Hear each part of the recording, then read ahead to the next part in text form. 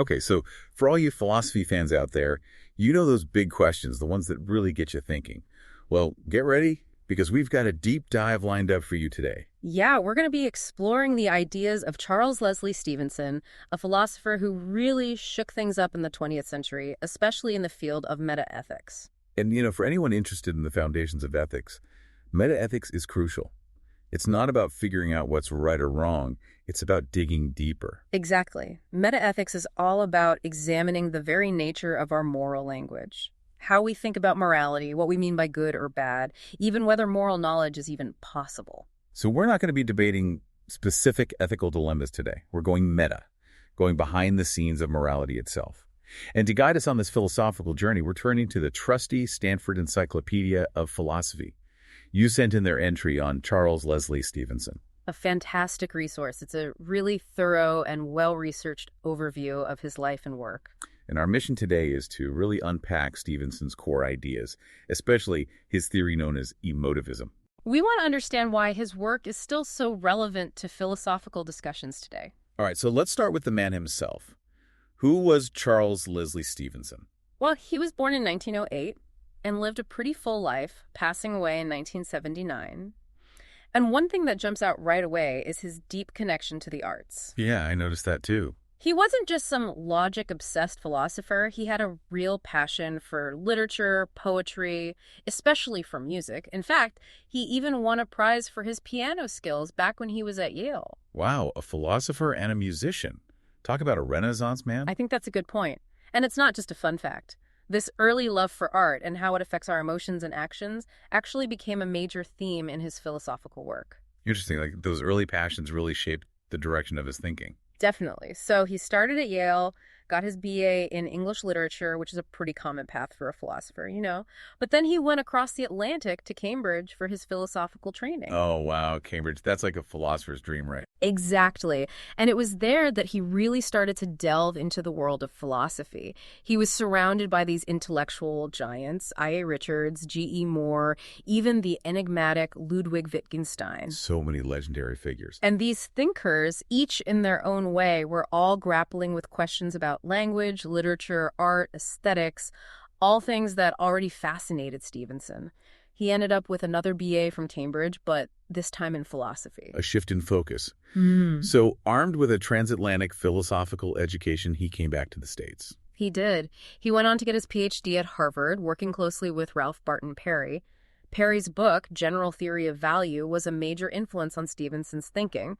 And then he started his academic career, first as an instructor at Harvard, then as an assistant professor at Yale. Sounds like a typical academic trajectory. It does, but there's a bit of a twist. He was actually denied tenure at Yale. Really? Why was that? Yeah.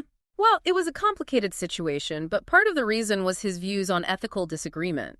He argued that some fundamental ethical disagreements might not be rationally resolvable, which was a controversial idea, especially during that time. Makes sense. Yeah. This was leading up to and during World War II, a time of immense global conflict and ethical turmoil. Exactly. So his views on the potential irresolvability of ethical disputes were, well, not exactly popular in that context. It's a reminder that even abstract philosophical ideas can have real-world implications and even consequences. For sure.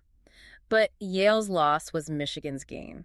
He ended up with a position at the University of Michigan, where he became a leading figure in the philosophy department. He stayed there for many years until 1978 and actually published his most famous work, Ethics and Language, in 1944 while he was there. That's the one we hear about all the time in ethics classes, right? Right. It is. He also wrote a ton of influential articles, many of which were collected in another important book, Facts and Values. And he rounded out his career at Bennington College. Oh, and I almost forgot his daughter was Anne Stevenson, the poet, which kind of brings us back to that artistic thread that runs through his life. That's right. It's fascinating to see how those connections emerge. So that's Stevenson the man. But now let's delve into his ideas. The Stanford entry really highlights his focus on how ethics and psychology are intertwined. So what's the big deal about this connection? Well, it seems like Stevenson was really trying to move away from ethics as some sort of purely abstract system of rules. You got it. For Stevenson, Ethics was all about real life, about the actual struggles people face when trying to figure out what's good, what's bad, what they should do, how they should feel about things. He wasn't as interested in building these big, grand ethical theories. He was more focused on the nitty-gritty of how regular people grapple with moral questions. So less about the theory, more about the practice of ethics, the way it plays out in our lives and our interactions. Exactly. He wanted to understand the psychology behind our ethical decision-making, our doubts, our disagreements, even our internal conflicts. He was trying to get at the root of what motivates us to think and talk about morality in the first place. And the Stanford entry uses this great phrase, sharpening the tools. It's like he wasn't trying to tell people what was right or wrong, but to give them better ways to figure it out for themselves. Yeah, that's a great way to put it. He saw his work as metaethics, which means it was about the foundations of ethics rather than normative ethics, which is about actually determining what is right or wrong. So he wasn't trying to answer the question, is a particular law just? He was trying to understand the nature of the disagreement when people argue about whether that law is just. So he's giving us the framework, the tools for ethical analysis, but leaving the actual moral judgments up to us. Right. And his focus on the psychological and linguistic dynamics of ethical issues is what makes his work so enduringly valuable for anyone studying metaethics. And one of his key contributions, according to the entry, is this really important distinction between disagreement in belief and disagreement in attitude. What exactly is that all about? It's crucial to understanding how Stevenson sees ethical disagreement. He argued that when people disagree, it's not always the same kind of disagreement. Sometimes it's about beliefs, sometimes it's about attitudes. Okay, so let's break that down. Disagreement in belief, that's pretty straightforward, right? Yeah. It's like when two people have different ideas about how something works or what actually happened. Exactly. It's about incompatible beliefs about facts. And usually the aim is to try to coordinate those beliefs to come to a shared understanding of what's true. Like if one person says the earth is flat and another says it's round, that's a disagreement in belief that can be settled by looking at the evidence. Right. But then we have disagreement in attitude, which is where things get a bit more complex, especially in the realm of ethics. So what's the difference? Disagreement in attitude isn't about conflicting beliefs about facts. It's about having different desires, preferences, goals, intentions, even feelings. It's about being for or against something. And again, like with belief, the motivation is to coordinate these attitudes. So I guess it's not so much about what we think is true, but more about what we want or feel should be the case. Yes, and this can happen even when people agree on the facts. Let me give you an example. Imagine a husband and wife are planning a party. They completely agree on all the facts about their friends, their jobs, their personalities, even how much fun they are. But they have totally different ideas about who they want to invite. The wife wants to invite all the important people for social climbing, you know. The husband just wants to hang out with their old buddies. Sounds like a recipe for a marital spat. Maybe. The point is, they have a disagreement in attitude, despite having no disagreement in belief about their friends. Another example from the Stanford entry is a museum curator who loves contemporary art and a board of advisors who prefer old masters. They may completely agree on the history and value of both types of art, but their fundamental attitudes about what the museum should focus on are in conflict. Or think about a mother who's worried about her son playing football because of the risk of injuries, while her son, who acknowledges the risks, is still passionate about playing. I see. Even if they agree about the facts of how dangerous football is, they have different attitudes towards him playing. Exactly. And what's really interesting is that we often don't even explicitly state our agreements. They're just kind of assumed, implied by our shared beliefs and attitudes. So disagreement for Stevenson is more about the situations where at least one person wants to challenge or change the other person's view, whether it's a belief or an attitude. Yeah. And it's not always about trying to win an argument. Sometimes it's a genuine effort to understand each other better and maybe even change our own minds in the process. Okay, I'm starting to see how this distinction between belief and attitude really lays the groundwork for Stevenson's whole approach to ethics, and especially for his theory of emotivism. It's absolutely central because what Stevenson argues is that while moral problems might involve disagreements in belief, the defining feature of an ethical issue is the disagreement, or even just uncertainty in attitude. Even if we all agree on the facts, if our attitudes clash, the ethical problem remains. So just knowing all the facts isn't enough to resolve an ethical dilemma. Right. Conversely, if we can get our attitudes aligned, the ethical problem is solved, even if some disagreements about the facts remain. It's really all about those underlying attitudes. And this is where emotivism comes in, right? Exactly. Emotivism is the view that moral judgments are not primarily about stating facts that can be true or false in the objective sense. Instead, they're fundamentally about expressing our attitudes and trying to influence the attitudes of others. So when we say something is good, we're not really making a factual claim that can be proven or disproven. It's more like we're just saying, I approve of this, or I like this. Yeah, and when we say something is bad, we're saying, I disapprove of this, or I dislike this. It's all about feelings then. In a way, yes. But remember, Stevenson has a very sophisticated view of emotions and attitudes. They're not just these fleeting, irrational things. I guess that makes sense, because if morality was just about our gut reactions, it would be pretty chaotic. Right, that's actually one of the main criticisms of emotivism that we'll get to later. But for now, let's stick with how Stevenson develops this idea. Okay, so if moral judgments are primarily about expressing and influencing attitudes, where does language fit into all of this? I mean, we use words to talk about morality all the time. That's where Stevenson's theory of meaning comes in. He introduces these ideas of pragmatic meaning and dispositional meaning, which are really crucial for understanding how ethical language works. Let's break those down, because I'm not sure I fully grasped them yet. What's pragmatic meaning? When Stevenson uses the term pragmatic, he's drawing on the ideas of Charles Morris, a philosopher who studied semiotics, the theory of signs. Ah, signs, like symbols and words. Right. Morris made this distinction between three aspects of signs: syntax, semantics, and pragmatics. Syntax is about the relationships between signs, like grammar rules. Semantics is about what signs refer to, their connection to the world. And pragmatics is about how signs are used by people in different contexts, how they function in communication. So pragmatics is all about the users of language, how they actually employ words to do things in the world. Exactly. And Stevenson aligns himself with this pragmatic perspective. He says that the meaning of words is deeply connected to the psychological reactions and behavioral dispositions of the people who use them. So the meaning of a word isn't just some abstract definition in a dictionary. It's about how people actually use that word in their lives, what it does for them. Exactly. But there's a problem with a purely pragmatic view of meaning, which Stevenson recognizes. He calls it the problem of flux. Problem of flux. Sounds intriguing. What's that all about? Well, it's the issue that the immediate psychological states associated with a word can change a lot depending on the situation. Think about how someone might shout "bravo" enthusiastically after a performance, but then mutter "bravo" sarcastically in a different context. It's the same word, but it's doing very different things in those two situations. I see. So the meaning seems to be shifting, in flux. Right. But if meaning was entirely dependent on the fleeting psychological state of the speaker at any given moment, it would be too unstable to be useful for communication. So how do we account for that relative stability of meaning if it's all about pragmatics? That's where Stevenson's dispositional theory of meaning comes in.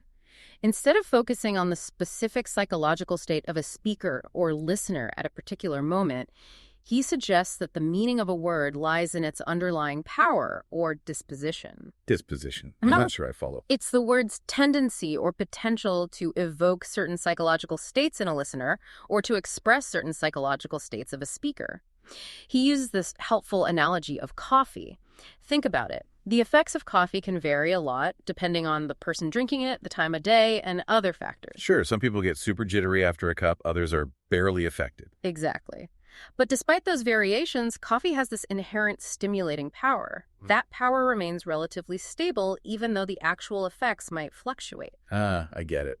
So words are kind of like coffee. Their meaning is this stable dispositional property that persists, even though their actual effects on people might vary depending on the context. You got it. And for Stevenson, this disposition is actually made up of two parts: an active disposition and a passive disposition. Active and passive. How do those differ? The active disposition is the word's power to evoke a psychological state in someone who hears it. So if I say delicious, it tends to evoke a feeling of pleasure or anticipation in the listener. Okay, so it's about the effect the word has on the listener. Right. The passive disposition, on the other hand, is the tendency of the speaker to use the word when they are in a particular psychological state. So if I'm feeling happy and content, I'm more likely to use words like lovely or joyful. So it's about what's going on inside the speaker that leads them to use certain words. Exactly. And Stevenson says that the meaning of a word is a combination of both of these dispositions.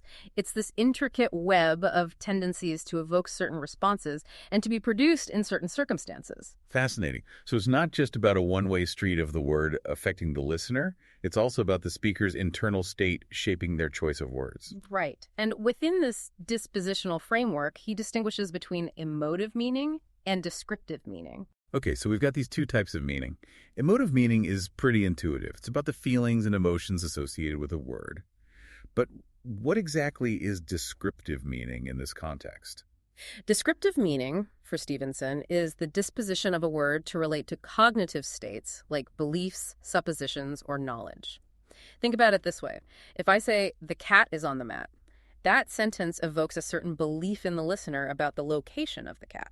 So descriptive meaning is about conveying information about the world, about facts and how things are. Precisely. And from the speaker's side, their own beliefs and knowledge are often the reasons why they use particular words. For instance, if I believe that the cat is indeed on the mat, that belief is what motivates me to utter that sentence. This is all starting to make a lot more sense. So words can have both emotive and descriptive meaning working together in complex ways. And Stevenson emphasizes that most words in our everyday language have both, to varying degrees. It's not like some words are purely emotional and others are purely descriptive. They're intertwined. Yeah, even a simple word like home has both, right? Yeah. It describes a physical place, but it also evokes feelings of comfort and belonging. Exactly. And understanding this interplay of emotive and descriptive meaning is especially crucial when we're trying to analyze ethical language. Because remember, ethical language is all about trying to influence attitudes, which are closely tied to our emotions. Okay, so we've got this whole framework of meaning, this idea of dispositions, emotive meaning, descriptive meaning. Now, how does all this inform Stevenson's analysis of ethical language and the methods we use in ethical reasoning? Well, because ethical language is so focused on resolving or coordinating those attitudes, it's characterized by having this essential emotive meaning alongside its descriptive content. It's not just about stating facts in ethics. It's about expressing and evoking feelings, those attitudes that Stevenson keeps emphasizing. Exactly. And this explains why rational methods, which usually appeal to our beliefs and reasoning, are often effective in resolving moral disagreements. But it also explains why sometimes we need to use non-rational, persuasive methods to shift those deeply held attitudes. I see. So you might present all the logical arguments in the world, but if you can't connect with someone on an emotional level, you might not be able to change their mind about a moral issue. That's a good insight. And this is where Stevenson's analysis of ethical terms gets really interesting. He moves beyond simply trying to define ethical terms in a dictionary-like way.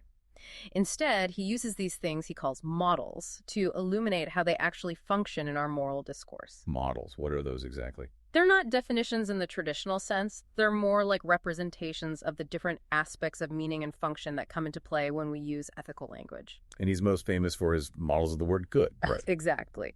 He focuses on two main models, what he calls the first pattern, or P1, and the second pattern, or P4. Remind me what those are again. Model P1 is super simple. I approve of this, do so as well.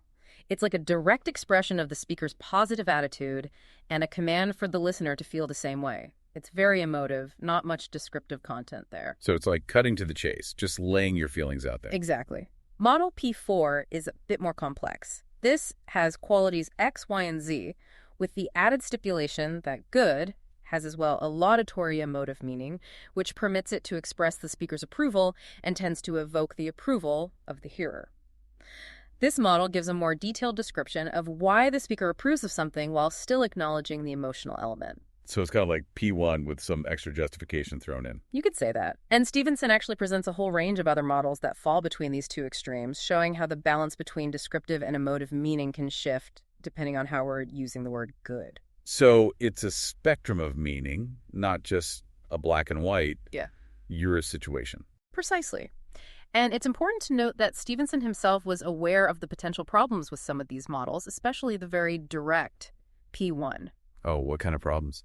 Well, for one, P1 can sound kind of blunt and imperative. It can make it seem like the speaker is just trying to force their views on the listener. Yeah, like do as I say.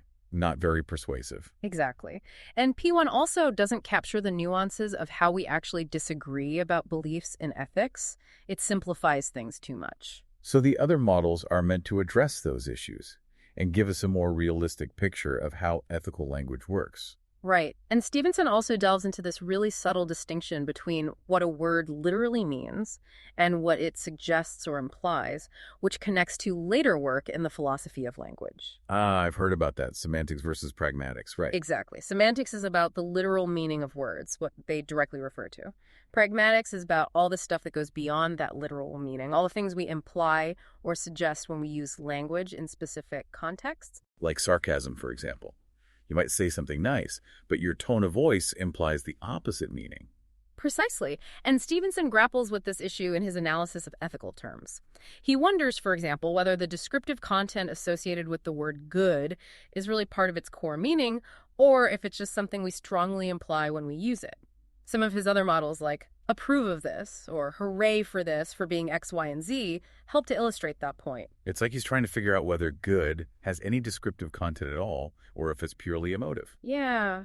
It's a complex issue that philosophers are still debating today. Okay, so let's move on to how Stevenson analyzes ethical reasoning itself.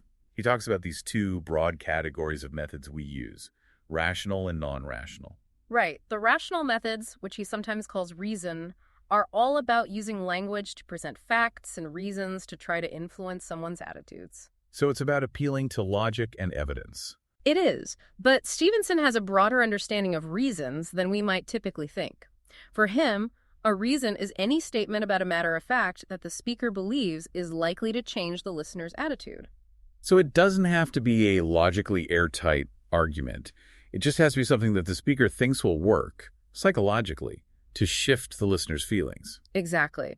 And he gives all sorts of examples of how beliefs can influence attitudes, both through logical connections and through more indirect psychological associations. He talks about things like appeals to authority, where we might cite an expert to support our view, or appeals to consequences, where we might highlight the positive or negative outcomes of certain actions. And I guess the effectiveness of these rational methods depends on whether the listener actually accepts the facts and reasons being presented. For sure. It's all about persuasion. And then there are the non-rational methods, what Stevenson calls persuasion. Right. These methods don't rely on presenting facts and reasons. They're more about directly appealing to emotions and using language in more creative and evocative ways. So things like using strong, emotionally charged words, metaphors, even humor. Exactly. He talks about thick ethical terms, words that are loaded with emotional baggage like cruelty or generosity. Just hearing those words can evoke strong feelings in us. And he also discusses things like the power of repetition, how repeating a phrase or an idea can make it more persuasive. Like Martin Luther King Jr.'s I Have a Dream speech. The repetition of that phrase is so powerful. Precisely. And then there's this fascinating concept of persuasive definitions. Persuasive definitions, what are those? It's a bit sneaky, but it's something we see all the time. It's basically about redefining a word in a way that keeps its positive or negative emotional associations, but subtly shifts its descriptive meaning. Can you give me an example? Stevenson's classic example is the word culture. Traditionally, culture was associated with things like high art, literature, classical music, that kind of stuff. Yeah, the stuff you learn in fancy schools. Right. But someone might try to redefine culture to mean something broader, like imaginative sensitivity and originality. They keep the positive connotations of the word, but apply it to a wider range of things. So it's a way of manipulating language to try to change people's values and attitudes. In a way, yes. Stevenson even said that the words are prizes, which each man seeks to bestow on the qualities of his own choice. That's pretty cynical, but also kind of insightful. We see this all the time in political debates, where people try to redefine words like freedom or justice to fit their own agendas. Exactly. It's a powerful rhetorical strategy. But Stevenson's emotivism, for all its insights, also faced a lot of criticism. Yeah, no philosophical theory is perfect, right? Of course not. And the Stanford entry does a good job of laying out some of the main objections to Stevenson's ideas. We can roughly divide them into those that target his account of moral thought and those that focus on his account of moral language. Okay, so let's start with the objections to how he explains moral thought itself. What are some of the big ones? Well, one of the most famous is the objection from moral properties, put forward by the philosopher Brand Blanchard. He argued that if Stevenson is right and moral judgments are just expressions of our attitudes, then the badness of something depends on whether someone actually has a negative attitude towards it. So, like, If a tree falls in the forest and no one is around to hear it, does it make a sound? If something bad happens but no one is there to disapprove of it, is it still bad? That's the idea. Blanchard uses this vivid example of a rabbit caught in a trap, suffering silently. He says that according to emotivism, that suffering wouldn't be inherently bad until someone comes along and feels bad about it. But that seems counterintuitive, right? Yeah, it feels like the rabbit's suffering is bad regardless of whether anyone is there to witness it or have feelings about it. Exactly. So Blanchard argues that Stevenson is confusing our subjective attitudes with objective moral properties. But Stevenson's response would likely be to reiterate that his theory is about the meaning of our moral judgments, not about the metaphysical status of moral properties themselves. So he's saying, look, I'm not trying to say whether there are objective moral facts out there in the world. I'm just trying to explain what we're doing when we make moral judgments. Right. He's drawing that distinction between metaethics and normative ethics, which we talked about earlier. Makes sense. Yeah. Okay, what other objections are there to his account of moral thought? Another one, also from Blanchard, is the objection from unemotional moral judgments. He points out that we can believe something is wrong even if we don't feel any strong negative emotions about it at that moment. Like if someone does something we think is morally wrong, but we've had time to cool down and we're not angry anymore, we might still think what they did was wrong, even though we're not feeling outraged about it anymore. Exactly. And if moral judgments are just expressions of our current feelings, as basic emotivism seems to suggest, this kind of unemotional moral judgment wouldn't really make sense. But Stevenson has a potential response here. He can appeal to his dispositional theory of meaning.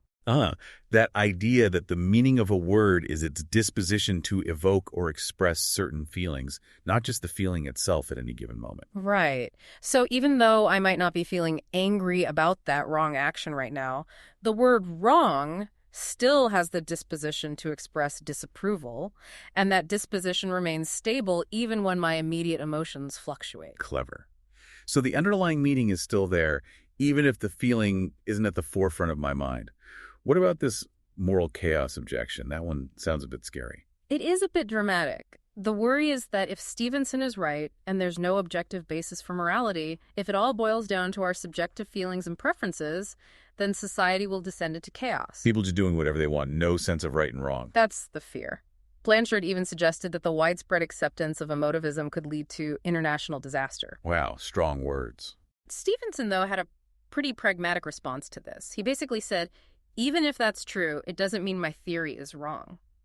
He was trying to describe how moral thought and language actually work, not prescribe how they should work. So he's saying, don't blame the messenger. Right. But he also argued that simply believing in objective moral truths doesn't magically prevent chaos.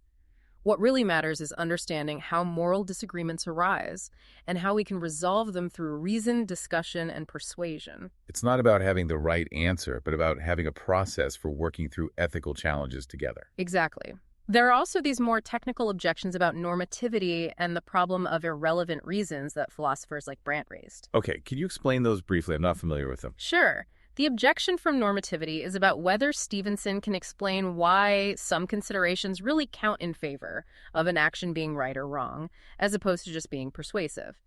And the problem of irrelevant reasons is about the fact that something might be psychologically persuasive, but not actually morally relevant. Like if someone uses a really sad story to try to convince you of something, but the story has nothing to do with the actual ethical issue at hand. Exactly. And Stevenson's response to these objections is basically to say that he's not trying to give a full-blown normative ethical theory. He's not trying to tell us what should count as a good reason in ethics.